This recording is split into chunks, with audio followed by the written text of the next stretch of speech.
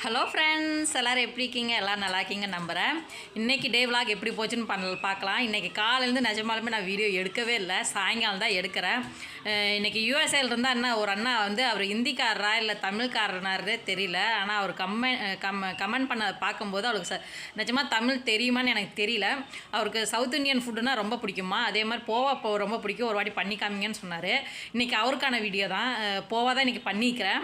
இன்றைக்கி ஏன் நான் வீடியோ பண்ணலைனாக்கா, கீழே வீடு வாடகை இருக்க கொடுத்துருக்கோம்ல, அந்த வீட்டில் வந்து லைன் சப்ளை ஆகலை. மாமியார் வீட்டுக்கும் சரி, வாடகை இருந்த வீட்டுக்கும் சரி லைன் சப்ளை ஆகலை. இன்னொரு விஷயம் என்னன்னாக்கா, மோட்ரு கொஞ்சம் ரிப்பேர் ஆகிடுச்சு. தண்ணி ஆட்டுற மோட்ரு வந்து கொஞ்சம் ரிப்பேர் ஆகிடுச்சு. அது என்ன ப்ராப்ளம்னு தெரியல. கடையில் கொடுத்துட்டு வந்திருக்கேன். அந்த கீழே இருந்ததெல்லாம் ரெடி பண்ணிவிட்டு அந்த ப்ராப்ளத்தொட்டியே கொஞ்சம் லேட் ஆகிடுச்சு. அப்புறம் லைன் வராதில்ல, அவங்க வீட்டுக்கு லைன் வரல. அப்புறம் நான் மேலே எப்படி பண்ணுறது அப்படின்னு சொல்லிட்டு முதல்ல அதை பார்த்துட்டு இருந்தேன், அந்த ப்ராப்ளம் சரி பண்ணலாம் அப்படின்ட்டு. அதனால் கொஞ்சம் லேட் ஆகிடுச்சு. சரி, அதையும் முடிச்சுட்டு வீட்டுக்கெல்லாம் கரண்ட் வந்துருச்சு. கரண்ட் வந்ததுக்கப்புறம் சரி மேலே வந்து குக்கிங் வீடியோ வச்சு குக்கிங் வேலைனா பார்க்கலான்னு சொல்லிட்டு மேலே வந்தாக்கா, மேலேக்கு வந்து அடுப்பில் பூந்தால் கரண்ட்டு போயிடுச்சு. அப்புறம் என்ன பண்ணிட்டோம், அப்புறம் நான் வீடியோ பண்ணவே முடியல.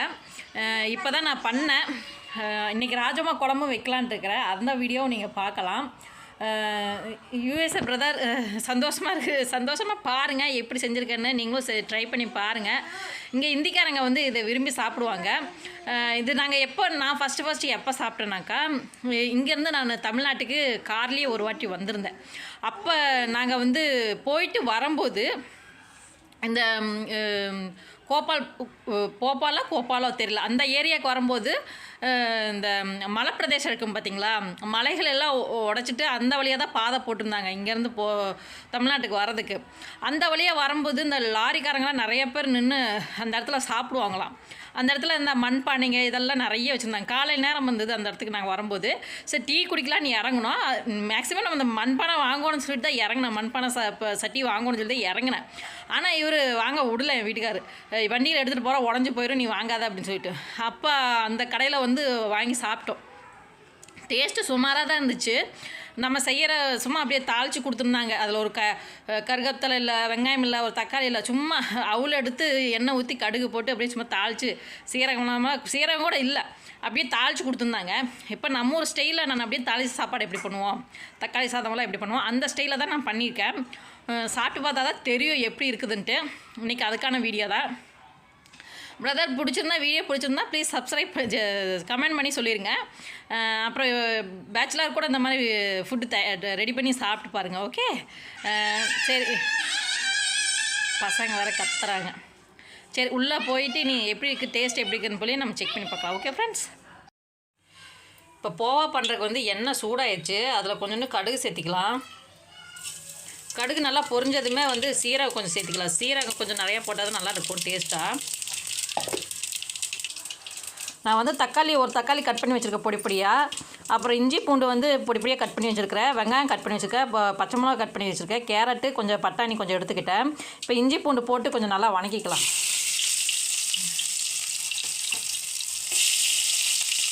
லேசாக வணங்கினதுமே வெங்காயம் பச்சை மிளகா போட்டு நல்லா வணக்கிட்டுக்கலாம். கருகத்தலை எங்கிட்ட இல்லை, உங்கள்கிட்ட இருந்ததுன்னா நீங்கள் போட்டுக்கோங்க. நல்லா வணக்கிட்டுக்கலாம். வெங்காயம் எப்பயுமே ரொம்ப நேரம் வதங்க வேணாம், ப்ரௌன் கலர் ஆகிற வரைக்கும் விட வேணாம். ஏன்னா இது போவா கொஞ்சம் தக்காளி இந்த வெங்காயம் கொஞ்சம் சாப்பிடும்போது தென்பட்டால் தான் கொஞ்சம் டேஸ்ட்டு வந்து நல்லாயிருக்கும். அதனால் லேசாக வணங்கினாலே போதும், ரொம்ப ப்ரௌன் கலர்லாம் வணங்க வேணாம். ஒரு தக்காளி இருக்குல்ல, நான் கட் பண்ணி வச்சுருக்கேன், அது கொஞ்சம் போட்டுக்கலாம். சில பேர் தக்காளி போட மாட்டாங்க, கடையிலெல்லாம் தக்காளி போட மாட்டாங்க. ஆனால் நம்மளுக்கு வந்து தக்காளி போட்டே வந்து செஞ்சு பழக்கமாகிடுச்சு. தக்காளி போட்டால் கொஞ்சம் டேஸ்ட் நல்லாயிருக்கும். அதனால் நான் கொஞ்சம் தக்காளி போட்டு நல்லா வணக்கி விட்டுக்கிறேன். இப்போ லேசாக வணங்கினதுமே கொஞ்சம் மஞ்சத்தூள் சேர்த்திக்கலாம். கொஞ்சோண்டு உப்பு வந்து தேவையான அளவுக்கு சேர்த்துக்கோங்க. இது சேர்த்து நல்லா கிளறி விட்டுக்கலாம். தக்காளி வந்து ரொம்ப வணங்கணுங்கிற அவசியம் இல்லை, ஓரளவுக்கு வணங்கினாலே போதும். அது ஒரு சேலடு மாதிரி தான் சாப்பிட்றதுக்கு வந்து கொஞ்சம் நல்லாயிருக்கும் டேஸ்ட்டாக. இந்த கேரட்டு பீன்ஸ் எல்லாம் போட்டு கேரட்டு பட்டாணி போட்டு நல்லா வணக்கி விட்டுக்கலாம். இது கொஞ்சம் நல்லா டேஸ்ட்டாக இருக்கும். உங்கள்கிட்ட இருந்தால் போடுங்க, இல்லைனாக்கா அப்படியே கூட செய்யலாம். ஆப்ஷன் தான் இது. இது பீன்ஸு இதெல்லாம் போட்டு செஞ்சோம்னா இன்னும் டேஸ்ட்டாக இருக்கும். நல்லா வணக்கி விட்டுக்கிறேன்.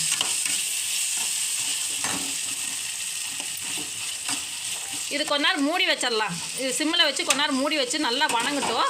அதுக்கப்புறம் நம்ம வந்து அவல் போட்டு பண்ணலாம். இது கொஞ்ச நேரம் மூடி வச்சிட்றேன். இப்போ நான் வந்து அவல் எடுத்துருக்கிறேன் பாருங்கள். அவல் நான் எடுத்துருக்கேன்.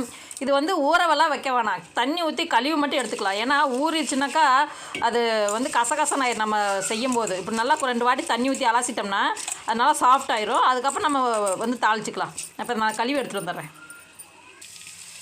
இப்போ கேரட்டு இந்த இதெல்லாம் பட்டாணியெல்லாம் நல்லா வெந்துருச்சு. இப்போ நம்ம வந்து அவல் நல்லா கழுவி வச்சுருந்தோம்ல அதை போட்டுடலாம். அதை போட்டு நல்லா கிளறி விட்டுக்கலாம். இப்போ வந்து நல்லா கிளறி விட்டேன். இது ஒரு 2 நிமிஷம் சிம்மிலியே வச்சு மூடி வச்சிடலாம். அதுக்கப்புறமா நம்ம வந்து கொத்தமல்லி இலை தூவி விட்டுக்கலாம். இப்போ வந்து சூப்பராக ரெடி ஆயிடுச்சு. இப்போ இதில் மேலே நம்ம அப்படியே கொத்தமல்லி இலை தூவி விட்டு போட்டோம்னா போவா ரெடி. பாஸ் இவ்வளோதான் போவாக்கு ரெசிபி. ரொம்ப சிம்பிள், ஈஸியாக பண்ணிடலாம். நான் எனக்கு வந்து எடுத்துக்கிட்டேன். இது எப்படி இருக்குன்னு டேஸ்ட் பண்ணி பார்த்துட்டு உங்களுக்கு சொல்கிறேன். ஓகே, இப்போ நம்ம வந்து டேஸ்ட் பண்ணிடலாம். எப்பயும் போல் உங்களுக்கு தான் மொதவாய். ரொம்ப நாள் ஆச்சு இது நான் செய்யறதே இல்லை. பசங்க கேட்பாங்க, ஆனால் வந்து நான் இது வரைக்கும் செஞ்சதில்லை. இன்றைக்கி தான் ஃபஸ்ட் டைம் செய்கிறேன். சரி, சாப்பிட்டு பார்த்து எப்படி இருக்குன்னு சொல்கிறேன்.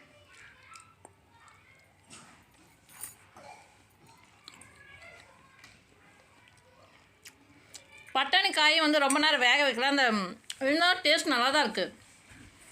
எனக்கு ரொம்ப நேரம் வேக வைக்கலைங்க. பாருங்கள், பட்டாணி வந்து வேகவே இல்லை. ஏன்னா நாங்கள் எங்கள் பச்சை பட்டாணி சாப்பிட்டு எங்களுக்கு பழக்கமாயிடுச்சு. எங்களுக்கு கொஞ்சம் அரை வேக்காட்லேயே சாப்பிட்டு பழக்கமாயிடுச்சு. சும்மா பட்டாணி உரிக்கும் போது கூட அப்படியே எடுத்து சாப்பிட்டுக்குவோம். முத்துன பட்டாணி தான் கொஞ்சம் வந்து ஒரு மாதிரி டேஸ்ட் இருக்கும். ஆனால் நான் இந்த பட்டாணிலாம் கொஞ்சம் நல்லா டேஸ்ட்டாக இருக்கும். கொஞ்சம் கச்சா சின்னதாக இருக்குது பாருங்களா, அந்த பட்டாணிலாம் ரொம்ப டேஸ்ட்டாக இருக்கும், இனிப்பாக இருக்கும். டேஸ்ட் நல்லாயிருக்கு. இந்த பூண்டு இஞ்சியெல்லாம் போட்டேன்ல, அதனால் டேஸ்ட் ரொம்ப நல்லாயிருக்கு. அப்புறம் எல்லாத்துக்குமே ஹாய் ஹாய் ஹாய். நிறையா பேருக்கு ஹாய் சொல்லுன்னு சொல்லிட்டு கோச்சுக்காதீங்க. ஈரோடு தேவிகா, நிஜமானுமே சொல்கிறேன், தேவிகாவோட கமெண்ட் படிக்க லைன் கட்டி அனுப்பிக்கிட்டே இருக்கிறா. நீ பொண்ணா பையனானு எனக்கு சந்தேகமாக இருக்குது. நிஜமாலுமே நீ அனுப்புகிற மெசேஜ் பூரா நிஜமாலே ஒரு பையன் வந்து ஒரு பொண்ணுக்கு அனுப்புகிற மெசேஜ் மாதிரி தான் இருக்குது. அவ்வளோ ஹாப்பியாக இருக்கு உன்னோட மெசேஜ் பார்க்கும்போது. கண்டிப்பாக நான் ஈரோடுக்கு வந்தேன்னா உன் வீட்டுக்கு கண்டிப்பாக வரேன். இல்லை நீ என் வீட்டுக்கு வா, வந்து என் கூட இருந்துட்டு போ, ஃபோட்டோ எடுத்துக்கலாம், என்ஜாய் பண்ணலாம். ஓகேவா? உனக்கு வந்து என்னை ரொம்ப ரொம்ப பிடிச்சிருக்குன்னு சொல்கிறேன் தேவிகா. Hi hi hi. எதுக்கு தான் உனக்கு இன்னும் இவ்வளோ என்ன பிடிச்சிருக்குன்னு தெரியல. அவ்வளோ கமெண்ட் அனுப்புகிறா. ஒரு நாளைக்கு எத்தனை கமெண்ட் அடிச்சிட்றா. கண்டிப்பாக ஈரோடு வந்தேன்னா உன் வீட்டுக்கு வரேன். இல்லை நீ வா என் வீட்டுக்கு, சரியா? திருச்செங்கோடு தான் என் வீடு. திருச்செங்கோடு கோயிலுக்கு போயிட்டு வரலாம், சரியா? ஒரு நாள் எல்லாம் உன் குழந்தைங்க இருந்தால் கூட கூட்டிகிட்டு வா, என்ஜாய் பண்ணிட்டு வரலாம். ஓகேவா? ஹாப்பியா? அவளுக்கு சாப்பாடு ஃபுட்டு நீ விட்டுட்டு சாப்பிட்டேங்கிறா. அப்புறம் நான் வந்து சுற்றி பார்க்கலைங்கிறா. என்னென்ன கம்ப்ளைண்ட் கொடுக்குறாப்பா. நீங்கள் வந்தீங்கன்னா நான் சுற்றி காமிக்க மாட்டேன். நான் சொல்கிறேன், என்னால் முடிஞ்ச ஹெல்ப்பை நான் கண்டிப்பாக உங்களுக்கு எல்லாத்துக்கும் பண்ணுவேன். அப்புறம் நிறைய பேர்த்தோட பேரை சொல்லன்னே சொல்கிறீங்க. நான் இப்போ கொஞ்ச நேரத்தில் வந்து சாப்பிட்டு பசங்களை லஞ்செல்லாம் ரெடி பண்ணி உங்களுக்கு குழம்புலாம் செஞ்சு வச்சுட்டு கண்டிப்பாக உங்களுக்கு வந்து ஒவ்வொருத்தர் பேராக எழுதி முடிஞ்ச அளவுக்கு எத்தனை பேர் இருக்காங்களோ அத்தனை பேர்த்தோட பேரையும் சொல்கிறேன். ஓகேவா ஃப்ரெண்ட்ஸ்? துபாய் ஃப்ரெண்ட்ஸ் எல்லாருக்கும் பாய், மும்பை ஃப்ரெண்ட்ஸ் எல்லாருக்கும் பாய், சென்னை ஃப்ரெண்ட்ஸ் எல்லாருக்கும் பாய், தமிழ்நாடு ஃப்ரெண்ட்ஸ் எல்லாருக்குமே பாய் பாய் பாய் பாய் பாய். ஒவ்வொரு ஊராக சொல்லிட்டு இருந்தாலும் லேட் ஆகிடுது. அப்புறம் பாய்ங்கிறேன் பாரு, ஹாய் சொல்லணும்ல. நானும் ஒரு லூஸ் மாதிரி பேசிகிட்டு இருக்கிறேன். சரி, நான் லிஸ்ட்டை ஒரு பாதி பேர்னா அது எழுதி நான் இன்றைக்கி உங்களுக்கு சொல்கிறேன். ஓகேவா ஃப்ரெண்ட்ஸு? ராஜ்மா குழம்பு பார்த்துட்டு வந்துடலாம். பார்த்துட்டு அதுக்கப்புறமா வந்து இப்போ ஒவ்வொரு பேராக சொல்கிறேன். ஓகே, இன்றைக்கி ராஜ்மா குழம்பு தான் வைக்க போகிறேன். அதுக்கு ராஜ்மா வந்து நைட்டே ஊற வச்சு வச்சுட்டேன். பாருங்கள், இதை வந்து அப்படியே தண்ணி ஊற்றி விசில் போட்டு ஒரு 5 விசில் விடலாம். அதுக்கப்புறமா நம்ம குழம்பு வைக்கலாம்.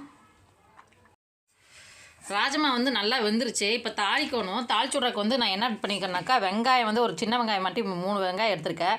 தக்காளி வந்து 2 தக்காளி எடுத்திருக்கேன். இஞ்சி பூண்டு எல்லாத்தையும் இதில் பச்சையாக தான் அரைக்க போகிறோம். இது வணக்கக்கூடாது, அப்படியே பச்சையாக அரைச்சி தாளிக்கலாம். இது எண்ணெய் கொஞ்சம் சூடாகிடுச்சு. பிரியாணி பட்டையும் இலையும் கொஞ்சம் சேர்த்திக்கலாம். அது கூட கொஞ்சம் சீரகம் சேர்த்திக்கலாம். சீரகம் சேர்த்துட்டு நம்ம அரைச்சி வச்சுருக்க தக்காளி பேஸ்ட்டு நல்லா போட்டு வணக்கிக்கலாம். இது பச்சை வடை போகணும். இப்போ இதில் வந்து மிளகாத்தூள் சேர்த்திக்கலாம். 1 ஸ்பூன் அளவுக்கு மிளகாத்தூள் சேர்த்திக்கிறேன். உப்பு தேவையான அளவுக்கு சேர்த்திக்கலாம். 1 ஸ்பூன் இல்லைனா 1.5 ஸ்பூன் சேர்த்திக்கலாம். 1.5 ஸ்பூன் போட்டால் கரெக்டாக இருக்கும். அப்புறம் 2 ஸ்பூன் அளவுக்கு நான் வந்து மல்லித்தூள் சேர்த்திக்கிறேன். இது பச்சை வாடை போகிற வரைக்கும் நல்லா வணங்கணும். அதுக்கப்புறமா தான் நம்ம ராஜ்மா சேர்த்தணும். நான் கரம் மசாலா வச்சுருக்கிறேன். இது வந்து லாஸ்ட்டில் சேர்த்திக்குவேன். கரம் மசாலா இந்த பன்னீர் மசாலா கூட போட்டு சேர்த்து இது பண்ணலாம், டேஸ்ட்டாக இருக்கும். இப்போ இது வந்து நல்லா வெந்ததுக்கப்புறம் நான் இந்த லாஸ்ட்டில் போடுவேன். லேட் ஆகுது வீடியோஸ் அப்லோட் பண்ணுறதுக்கு. அதனால் நான் வந்து இன்றைக்கி என்னென்னு தெரியல, கரண்ட் போயிட்டு வந்துக்கிட்டே இருக்குது. அதனால் வீடியோஸ் அப்லோட் பண்ண முடியல. எப்படி உங்களுக்கு லேட்டாக தான் வந்து சேரும் வீடியோ. அதனால் நான் வந்து இது ஆனதுக்கப்புறம் நான் உங்களுக்கு காமிக்க மாட்டேன். சாப்பாடு ஒரு சைடு வச்சுட்டு நல்லா வேக வச்சிடலாம். இது வெந்ததுக்கப்புறமா நம்ம வந்து ராஜ்மா போட்டு கொதிக்க வச்சோம்னா சூப்பராக வெந்துடும். ஹலோ ஃப்ரெண்ட்ஸ், நேற்றுக்கு வந்து இந்திக்காரன் கல்யாணத்தில் வந்து நிறைய கேள்விகள் கேட்டிருந்தீங்க. நைட் நேரத்தில் தான் கல்யாணம் ஆகுமான்னு கேட்டிருக்கீங்க. ஆமாம், அவங்க இதில் நைட்டில் தான் கல்யாணம் பண்ணுவாங்க. எப்போ தூங்குறதுன்னு கேட்டிங்க. தூங்குறது இந்த வடிவேல் சொன்ன மாதிரி சாப்பிட்டு ஏப்பம் முடுறதும் சேவை கூவுறதும் ஒரே டைமாக இருக்குங்க அப்படின்னு சொல்லுவாங்களே, அந்த மாதிரி தான் அவங்களது. அவங்க எப்போ சாப்பிடுவாங்க, எப்போ தூங்குவாங்க, எப்போ மறுபடியும் அவங்க சாங்கி சமுதாயமெல்லாம் பண்ணுவாங்கன்னு எனக்கு தெரியாது. நான் ஒரு நாள் கூட ஒருத்தன் கல்யாணத்தை நின்று பார்த்தது கிடையாது. ரொம்ப லேட் ஆகிடுது இவங்களுக்கு கல்யாணமெல்லாம். இந்த பராத்து வருதுன்னு சொல்லுவாங்க, அதாவது மாப்பிள்ளை அழைப்புன்னு சொல்கிறாங்களே. நான் இப்போ காரில் வரும்போது காமிச்சிருப்பேன். அது வந்து ஜாஸ்தி கூட்டமில்ல, மழை வந்த தொட்டி ஜாஸ்தி கூட்டமில்ல, எல்லாம் அப்படி அப்படியே போய் உட்காந்துக்கிட்டாங்க. நாங்கள் வரும்போது கூட மழை தூரிட்டு தான் இருந்துச்சு. அப்பயும் வேறு வழி இல்லாமல் அவங்க மழை நனைஞ்சிக்கிட்டே தான் வந்து ஆடிட்டு வந்தாங்க.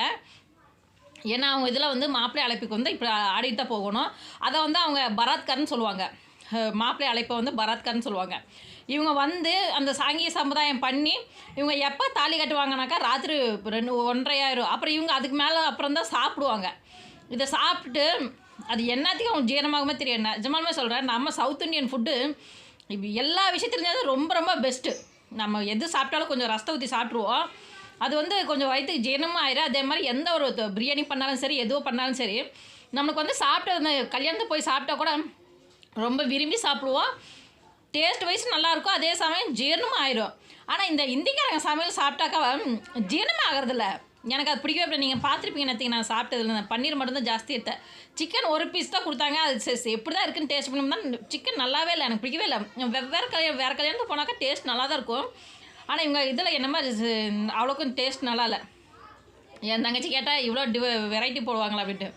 நேற்றுக்கு வந்து அவங்க வந்து அவ்வளோக்கு அவங்க வசதி இல்லாதவங்க, அதனால் சிம்பிளாக தான் பண்ணியிருந்தாங்க. இதுவே கொஞ்சம் வசதியாக இருக்கிறவங்கன்னா இன்னும் கொஞ்சம் கிராண்டாக பண்ணுவாங்க. நிறைய வெரைட்டி வச்சுருப்பாங்க. அதாவது அவங்க வீட்டிலே வந்து 5 பொம்பளை பிள்ளைங்க, ஒரு ஆம்பளை பையன், 3ஆவது பொண்ணுக்கு தான் இப்போ கல்யாணம் ஆச்சு. அந்த பொண்ணோட ரிசப்ஷன் தான் கல்யாணத்துக்கு தான் போயிட்டு வந்தது. இதுதான் இந்திக்காரங்க கல்யாணம் பண்ணுற முறை. இந்திக்காரங்கிட்ட எப்படி இவ்வளோ க்ளோஸாக இருக்கீங்கன்னு கேட்டிங்க. உண்மையிலே சொல்ல போனாக்கா நம்ம தமிழ்காரங்கிட்ட க்ளோஸாக இருக்கிறத விட எனக்கு இந்திக்காரங்களோட க்ளோஸாக இருக்கிறது ரொம்ப பிடிச்சிருக்கு. ஏன்னா வந்து அவங்கக்கிட்ட நிறைய யதார்த்த டைம் இருக்கும். அவங்க வந்து கோச்சிக்க மாட்டாங்க, எந்த ஒரு விஷயத்துக்கும் கோச்சிக்க மாட்டாங்க.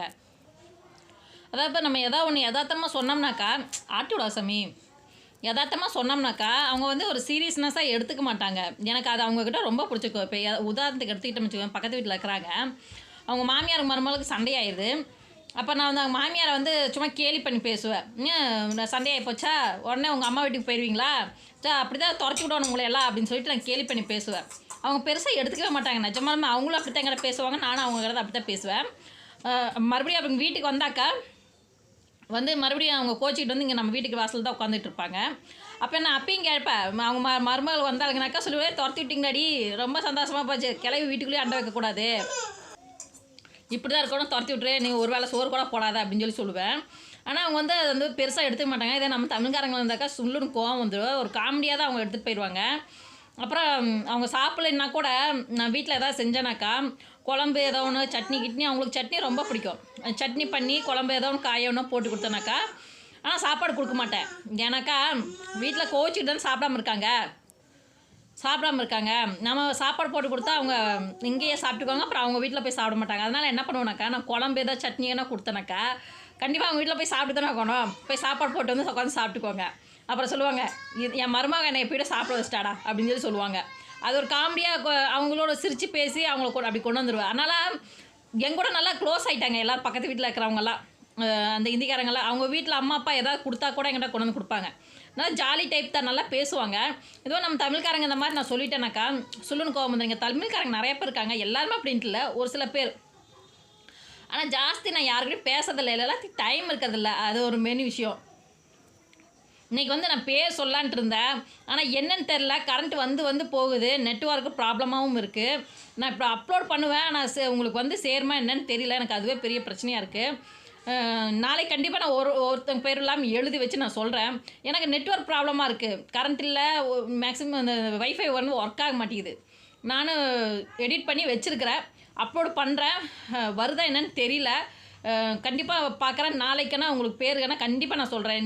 என்னை மன்னிச்சிருங்க. சாரி பேர் சொல்லுன்னு சொல்லி கோவிச்சுக்காதீங்க. கண்டிப்பாக நாளைக்கு வந்து எல்லாத்தோட பேர் சொல்லி அவங்க எந்தெந்த ஊருங்கிறதையும் நான் கண்டிப்பாக நான் சொல்கிறேன். நெட்ஒர்க் ப்ராப்ளம் தொட்டி தான் இது உங்கள்கிட்ட நான் இதை சொல்ல முடியல. சரியா ஃப்ரெண்ட்ஸ், கோவிச்சுக்காதீங்க. கண்டிப்பாக நான் சொல்கிறேன்.